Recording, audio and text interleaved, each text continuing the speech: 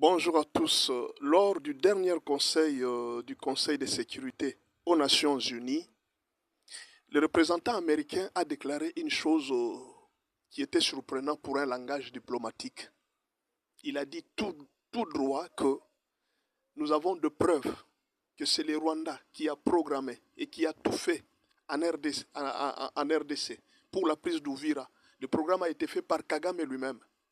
Et si vous voulez, nous allons vous amener de preuves. Alors moi, je pense que là, les Américains viennent de donner le preuve au monde entier. Parce que le preuve que les gens étaient en train de chercher, les Américains viennent de donner la preuve au monde entier. Et quelle est la preuve pour incriminer Kagame? Qu'est-ce qu'ils ont fait? Ils ont appelé Kagame. Ils lui ont dit, retire toutes tes troupes de la RDC. Toutes tes troupes. Ou alors, tu seras face aux sanctions.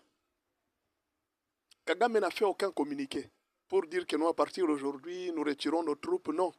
Lui aussi n'a pas été sage.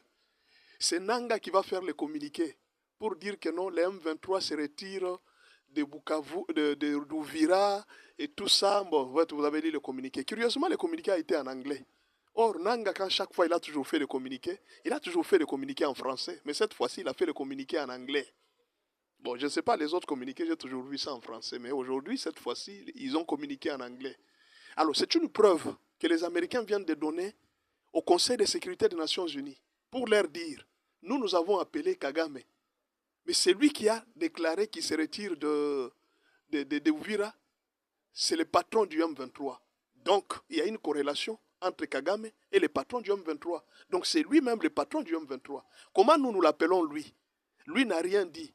Et c'est Nanga qui répond, et c'est Nanga qui appelle. Voilà la preuve que les Américains ont dit que nous allons vous montrer. Bon, ça c'est ma pensée à moi. Moi, je pense que les Américains viennent de fournir une preuve irréfutable.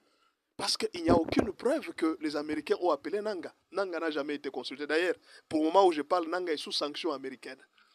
Ils ne peuvent pas l'appeler. Les Américains ne peuvent pas collaborer avec la rébellion. Si Nanga pouvait dire que non, sous la pression qatari, on pouvait comprendre que non, c'est le Qatar qui a fait la pression. Mais là, Nanga parlait des États-Unis. Or, les États-Unis n'ont jamais fait la pression sur la M23. Les États-Unis ont fait la pression sur Kagame. Et là, les Américains viennent de fournir une preuve irréfutable au Conseil des Nations Unies pour dire que on vous avait dit que nous avons de preuves irréfutables. Voici, nous l'avons appelé. Mais c'est la M23, c'est Nanga qui a déclaré que voilà. Donc, par corrélation, c'est une preuve suffisante pour dire qu'il n'y a jamais existé un conflit congolo-congolais. C'est juste, les M23, c'est juste Kagame et le président Félix Tshisekedi a droit de déclarer cela pour dire que non. Comment négocier avec le Rwandais? C'est possible.